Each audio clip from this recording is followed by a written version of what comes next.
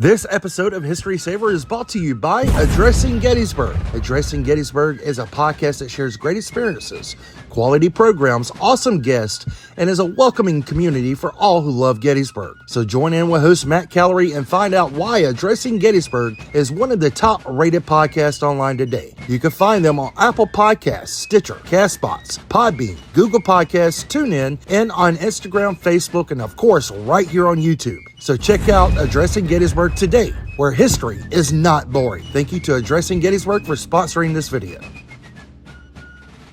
You're listening to Addressing Gettysburg.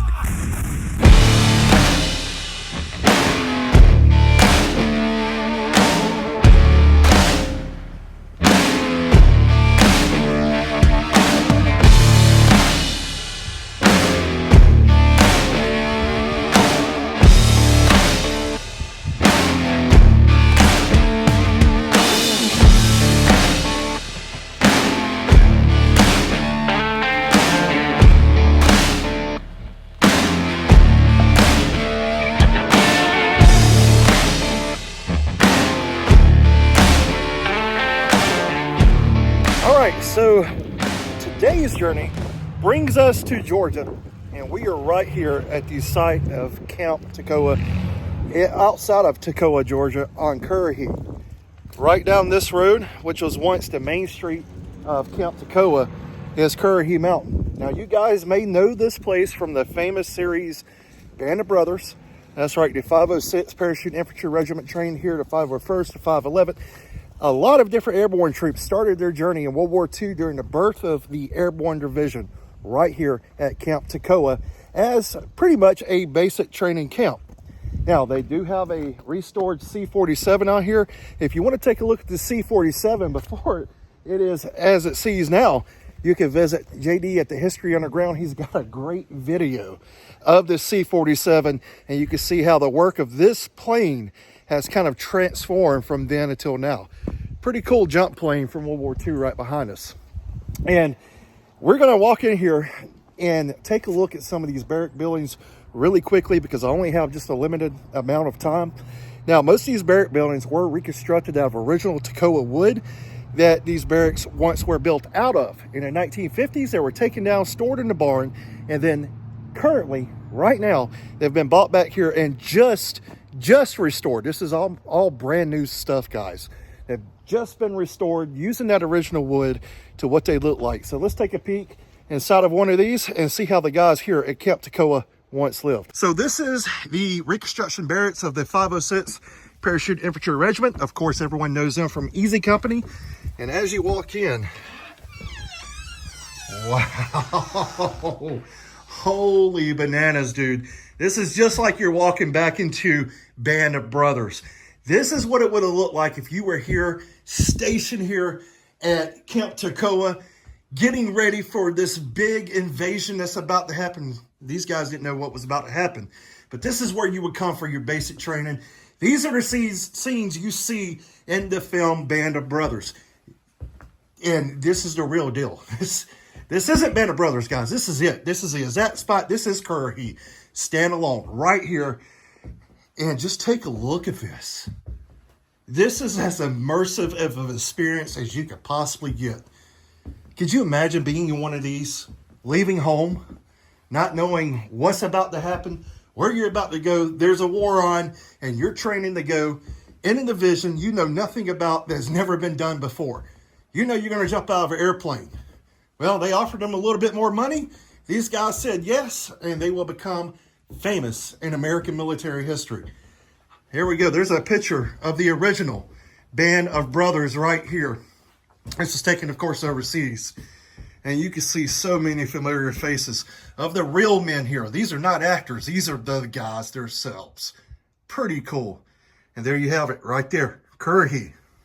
All right. So as I said, we have a limited amount of time. So we're going to just take a quick glimpse here. I am here filming something else for the professional side of things. But here we have the 501st. Let's see if it looks any different here as we walk in. So these are the 501st barracks. You can see they're still doing some construction. Here's one of the stoves that would have been in here. Oh, wow. So undoubtedly, they're still working on some of these. But this is for the 501st. And if I'm saying this right, well, this is the main street of the camp. These are where the guys were assembled to run up the 3 miles up Currahee, 3 miles back down. And this is your main street. We'll pop it up on an aerial view map here for you. And you can see these different buildings lining the street here in Toccoa. This one is locked, but it is for the 511. Now, out here where you see the woods, this would have been other parts of the camp. There's also a parade ground that's out there. Again, you can see that in some of the aerials. Let's take a look at the 517. These guys went to the Philippines, if I'm not mistaken. Oh, wow. How cool is this? All right, so this is really, really cool. I'm gonna turn you around.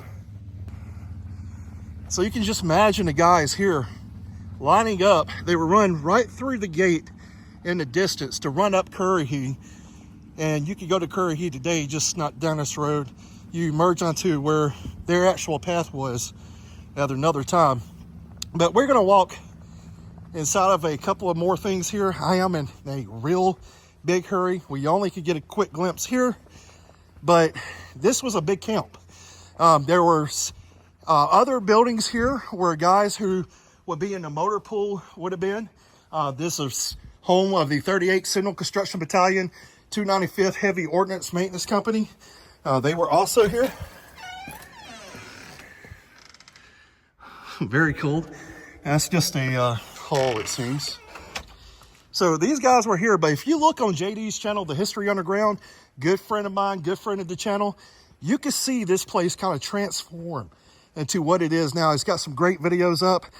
Tell JD at The History Underground I sent you there, and yeah, he'll get the message.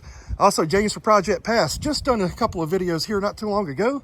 Go visit him. He's got some great stuff here. And let's go in here. This is the only remaining building left of the camp that wasn't torn down. This is the regimental headquarters. Let's walk in. 1948, this is a finished picture of the camp. You're in this actual building right here. These are the barracks. If you want to come to this picture, you can see it just a little bit better.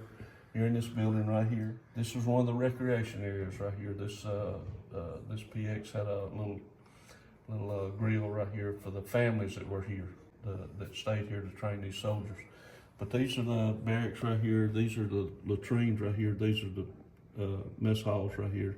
And this is administrative loop right here. This is where regimental headquarters would have been right here. So guys, you know, walking in, you'll see regimental HQ on the sign. This wasn't regimental HQ at the time. This was actually a PX where you come, shop, get some different things, candy, sodas, maybe, stuff like that. So don't be fooled by the sign, because this was a PX at the time. But this is the only original building that wasn't taken down. And, you know, a lot of the barracks building were deconstructed and stored in the barn. And now they've been doing a lot of work, you know, rebuilding some of those out of the original Toccoa wood from those barracks. But this building stayed. It stayed the course of time. And that's where we are, right in there. So if you guys come here, you can get that kind of sense of where you are. And here's an aerial map. We just showed you outside a little clip of this. This is in the museum. You can come here and see this. And we're right in this area. This is the street that is right in front of this building. These are where the guys would come out, get in formation, and then run up Currahee. And this is pretty cool to see. Now, what's the story with this newspaper? I saw JD featured this on his channel. Guys, go watch that episode here. It's been about 3 years since that episode aired here, but the newspaper is still here. When we were taking the original panels out of this local farmer's barn, we happened to find this newspaper stuck in the original panels. It's December 3rd, 1944. It's Pittsburgh Press. It's not a Toccoa newspaper. Huh. So it had been taken down from here, stored in that barn for about 70 years. And there the paper was. You know, guys, who else was from Pennsylvania? Well, Wild Bill Gardner. So, could be. I'm not saying it is, but it's cool to think about. Was this Wild Bill's newspaper at one point? Who knows? But pretty cool to recover something like this after all that time, and then it comes back to the museum. It had a purpose all along, and this was the purpose for all of you guys to come and see this stuff. And you guys still find stuff here at Camp Toccoa all the time. Probably, you know, pennies, stuff like that. And there's some here. Yeah, we still, you know, there again, you have a lot of people that have these things around home and have no idea. They have no idea where their grandparents or their parents got them when they started tearing the camp down. You know, these buildings went everywhere. So, you know, people don't know it until all of a sudden they find it and they say, oh, this could be part of it. So if you get it here and we can look at it, we know that where it came from. Guys, I want to tell you a quick story personally to me concerning the 506 Parachute Infantry Regiment. I'm not saying it's easy company. I mean, people know these guys from Band of Brothers, but they automatically assume that was all the Band of Brothers because they don't know a whole lot sometimes about the history other than what they see on TV. But there was a lot of different companies in the 506 Parachute Infantry Regiment. And one of the guys is from my hometown. His name was DeWitt Lowry. And he was a member of the 506. He was here at Camp Toccoa. He went through training here at Camp Toccoa. And Colonel Robert Sink, well, he had heard that the Japanese had 172 or 75, somewhere in there, forced march. They had done a forced march in, 100-mile forced march, there we go, in 72 or 74 hours, something like that. There we go. I got it right then. So he gets the bright idea, well, if the Japanese are going to do it, my guys are going to overdo it. So they do a forced march here, 80-something miles to Atlanta, Georgia. It was at that time, it was really over 100 miles to Atlanta, Georgia. Well, they do this forced march, but DeWitt Lowry, who was a soldier from my hometown of Atmore, Alabama, was here stationed at Camp Toccoa. And him and one of his buddies named Buck are going to find a little dog on their way during that march. And they're going to call this dog Drafty. They stick him in the rucksack, and they make their way on down the road with him. So that little dog, Drafty, becomes kind of a mascot to the men here. And, of course, they will have to leave Drafty behind when they ship overseas. But there's a lot of cool pictures of him with Drafty in the back of this pack, which is pretty cool. So it's a pretty cool story related to me. This guy passed away several years ago. But, yeah, if you guys come here, I don't want to show you this whole museum, because I want you to come for yourself and see this place. And if I show you everything, well, you have no reason to come. But if you look behind me, I mean, you can just see all kinds of things from the Toccoa men here. There's some autographs in here. And, you know, depictions of what their uniforms would have looked like. Some of these, I believe, were somewhere in this museum was used in the Band of Brothers filming. And some of the pieces are original. But there is one thing I do want to show you. Every soldier has to eat. Here at Toccoa was no different. And these are basically the tables you would eat at. This is one of the tables from the chow halls. And you can see the swivel seats. You can see the stainless steel sets here, the tray, mess kit, canteen cup, and then the K-rations and the different rationing that you had back then. That tuna fish looks mighty bad. And I've actually eaten some of these original ones. So they're not that great. But, you know, these guys would have hot chow here. They wouldn't have to eat rations. That's just an example of what they would eat when they're in the field. And, man, this place is so cool. You've got different books here. You guys got to come see this place. I don't have time to explain everything to you today, but there's a cool little piece of history here for everybody. Especially if you're into World War II history, you're a fan of the Band of Brothers, of course. That series helps bring to life the men of the 501st, 511th, 517th, 506. And, you know, even more soldiers from construction battalions would train here as well.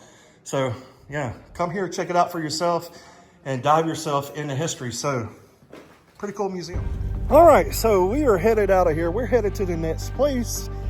And that was a little bit of the museum here in Toccoa. And yeah, I know the camera's shaky. I'm walking pretty fast. I've got a time limit here. But I do have a pretty cool giveaway for one of you guys. So stay tuned to the channel. Make sure you're subscribed, and you can figure out how to do that. But you have to be subscribed to win. So do me a favor. Go ahead and click that button. It's free. And also, the History Underground Project Pass. You have to be subscribed to them too in order to win a giveaway that's going to be announced a little bit later on the channel. So make sure you go do that. And until then, well, keep preserving history and stay safe from here at Camp Toccoa, Georgia. See you on the next one.